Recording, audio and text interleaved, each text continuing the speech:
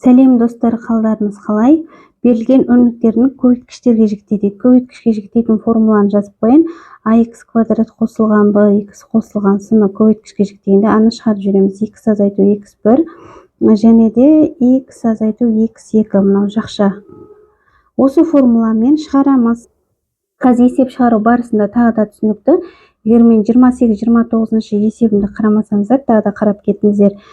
X квадрат қосылған 7x азайтылған 8 тең нөлге. Ол үшін біз не істейміз? Түбірін тауып алуымыз керек бізге. Енді қараңыздар, мына жерде бұл бет теоремасы а коэффициенті бірге тең болса, бет теоремасымен шығаруға болады. Екеуінің қосындысы -7-ге, керісінше екеуінің көбейтіндісі -8-ге тең болатын болса, онда бізде x1-іміз бен x2-мізді тауып ала салуға болады. x1-ді 1 деп алайық та, x2-ні -8 деп алайық. Екеуін қоссақ -7, көбейтсек -8 шығады ғой. Демек, x квадрат қосылған 7x азайтылған 8-де а коэффициенті бізге 1-ге тең болғандықтан аның орнына ештеңе жазбаймыз. Сонда x азайтылған 1 болады да, x қосылған 8 болады. Неге қосылған? Мына жерде азайту бар. Неге қосылған болады? Себебі 2 минус 1-біріне қосылғанда плюс таңбаны береді. Көбейтілген кезде 2 минус 1-біріне көбейтілген кезде плюс таңбаны береді. Бұл бірінші есеп, достар. Көбейткішке осылай жіктейміз. Келесі екінші есепті қарайық. X квадрат азайтылған 10, x азайтылған 11 тең нөлге. Бұл жерде де бет теоремасымен шығарасылар. x1 мен x2-нің қосындысынан қарама-қарсы таңбасы 10 болады да.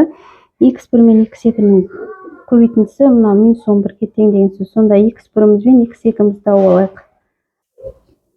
Мынаны 11 деп алайық, мынаны -1 деп алайық. Сонда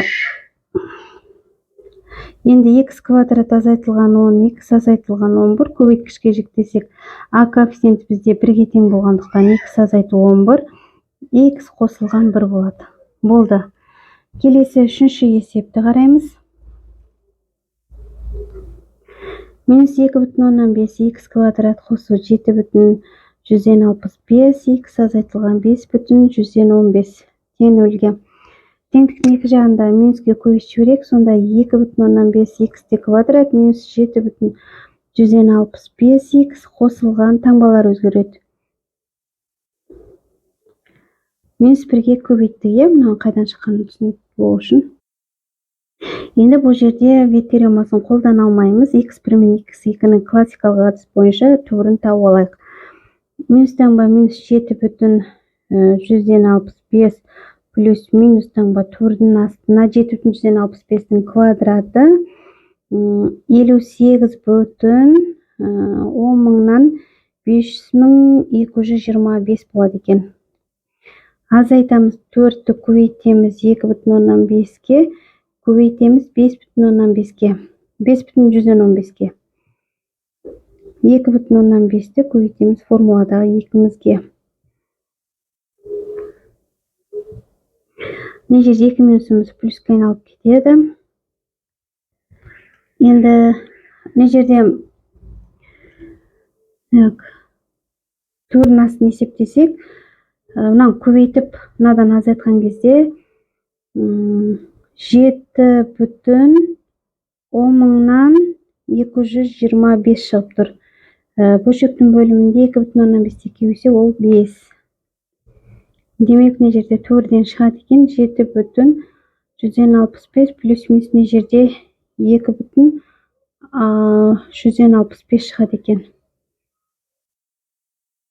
Демек, x1-імізде 7,165-ге қосамыз 2,165-ті бөлеміз 2-ге.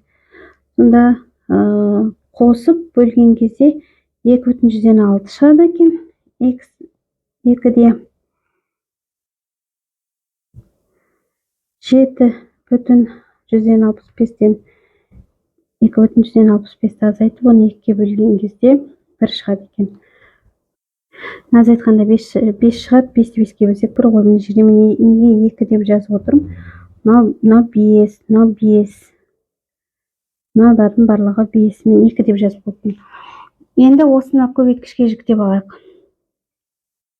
2,15 x квадрат азайтылған 7,1 165 x қосу 5,15-ті көбейткішке жіктеген кезде 2,5 x азайту 2,106 симайды менде x азайту 1. Яғни мынаны бірінші шақшамен көбейтіп жіберуге де болады, сонда былай жазуға да болады. 2,5 x азайтылған екеуін бір-біріне көбейсек 5,115 және де x азайтылған 1 деп. Осылай аяқтап қойсаңыздар да болады, осы қалпынша қалдырсаңыздар да болады. Осылай көбейткішке жіктелінеді. Бұл бізде достар үшінші есеп. Соңғы төртінші есебін шығарайық. 3,3-2 x квадрат қосылған 4,3-1 x азайту 8 тең 0-ге. Мына жерде аралас бөлшекті жай бөлшекке айналдырайық. 9-ға 2-ні қосамыз, 11 x квадрат қосылған 3,4-12-ге. 1-ді қосамыз, 13 x азайтылған 8 тең 0-ге. Бұның да x1 мен x2-ні табамыз. Қазір бізде есебіміз өте ұзын болайын деп тұр. Минус таңба 3-тен 13 плюс минусымыз түбірдің астына 13-тің квадраты 169, 3-тің квадраты 9, азайтамыз 4-ті көбейтеміз 3-тен 11-ге, көбейтеміз минус таңба 8-ге. Бөлшектің бөлімінде 3-тен 11-ді көбейтеміз 2-ге.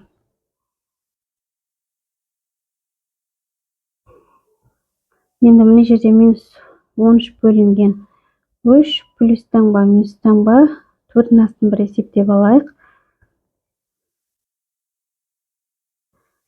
169 бөлінген 9 мына жерде қосу болып кетеді екен. Мына жерде бөлшектің бөлімі 3 болады. 44-ті 8-ге көбейсек 352. 352 мына жерде 22 бөлінген 3 болады. Енді мына жерде қосып 1-ден 4-ден шығара салайын. 22 бөлінген 3 минус таңба 3-тен 13 плюс минус. Мына жерде ортақ бөлімі 9 болса, мына жерге 3-тен береміз. 352-ні 3-ке көбейтіп барып 169-ды қосамыз. Сонда 1225-ті. 1225 сол бізде 35-тің квадраты ғой. 35 болады. 9-дан 4 3 шығады. Сонда x1-іміз бізде сәл төменірек жазайын, қазір симай қалып жүрер. x1-іміз минус таңба 13 бөлінген 3 қосылған 35 бөлінген 3 бөлінген 22 бөлінген 3 тең. Мына жерде бөлшектің алымында 22 бөлінген 3, мына жерде 3 болады. Плюс минус жағдайда азайтылып үлкен таңбасы қойылады. 22. Сонда мына жерде бөлшектің мына бізде былай ғой, 22 бөлінген 3 көбейтіліп кетеді ғой, орындар ауысып. Мынамен қысқарғанда 1 қалады екен. 1-ден жауабын жаза салайын. Келесі екінші есебімізде сәл төмен жазайын тағы да.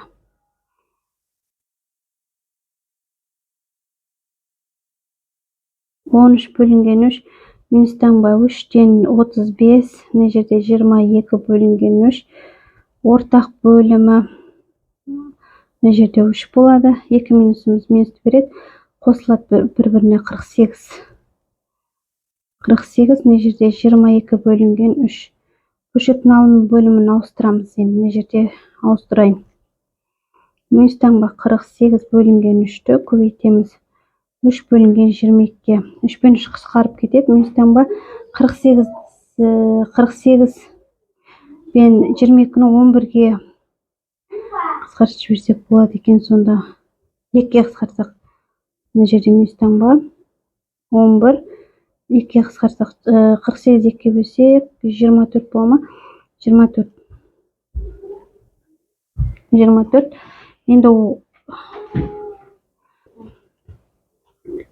Енді осыдан біз енді мына жерге жазып алайық. Так, 11 бөлінген 3х квадрат қосылған 13 бөлінген 3х азайтылған 8-ді мен көбейткішке жіктеймін. Мынаны көбейткішке жіктейміз. Мынау бізде x2 шындың мәні, мынау x1-дің мәні. Демек, астына жаза берейінші. 11 бөлінген 3 коэффициенті бойынша x азайту 1 болады. Не жерде x қосылған болды, екеуі минустан болғандықтан 24 бөлінген 11. Енді біз мынаны мен мына жақшаға кіргізіп жіберсем болады екен. Сонда x азайтылған 1. Мына жерде көбейткен кезде 11x бөлі 3 немесе x-ті жаңа жазып 11 бөлінген 3x мына жерде қосылған 11 мен 11 қысқартылады да 24-ті 3-ке бөлсек 8 болады. Яғни осылай көбейткішке жіктейміз. Осы қалпынша қалдырсаңыздар да болады, немесе осылай бір жақшаға көбейтіп аяқтасаңыздар да болады. Бұл енді бізде 4-ші есебіміз. Осымен 30-шы есеп аяқтадық достар. Соңына дейін көргендеріңізге рахмет. Сау болыңыздар.